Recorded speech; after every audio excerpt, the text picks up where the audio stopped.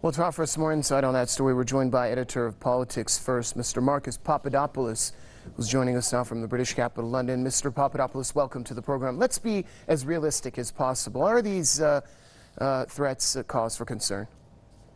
Well, the crisis engulfing the Korean Peninsula is serious, it is real, and potentially it could produce a calamity. But then at the same time, we have to acknowledge that we have been here before.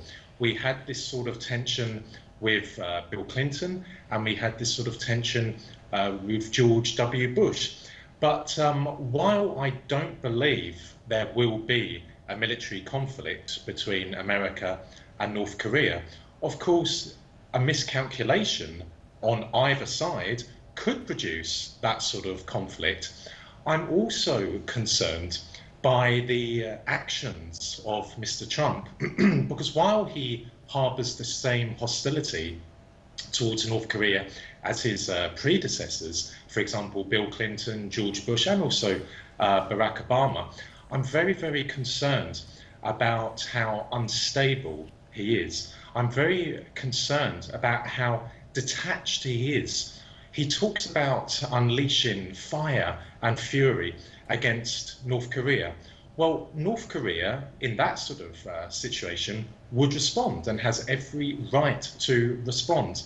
So, yes, we need to be concerned about this situation, but I think in particular we have to be all the more concerned by Mr. Trump's nature. We also need to ask the question, why is North Korea or why has North Korea developed nuclear weapons? Because it is under siege. It has been enclosed by America. In Japan, there are 50,000 American soldiers. In Guam, there are 6,000 American soldiers. In South Korea, there are 28,000 American soldiers. And of course, on a regular basis, the Americans and the South Koreans carry out massive military drills close to the North Korean border, close to North Korean airspace, close to North Korean maritime waters, and also the Americans deploy close to North Korean airspace nuclear bombers, which is very, very provocative, very dangerous. And one final note, Mr. Trump has said that he will respond to North Korea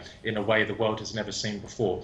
Well, Mr. Trump is completely ignorant of history because, of course, his country, America, 72 years ago, dropped 2 atomic bombs on Japan, Hiroshima and Nagasaki, killing over 200,000 people. So, Mr. Trump, the world has seen the sort of behaviour you're threatening, and the world is very, very aware of the capabilities of America. Thank you, sir. Editor of Politics First, Marcus Papadopoulos, joining us.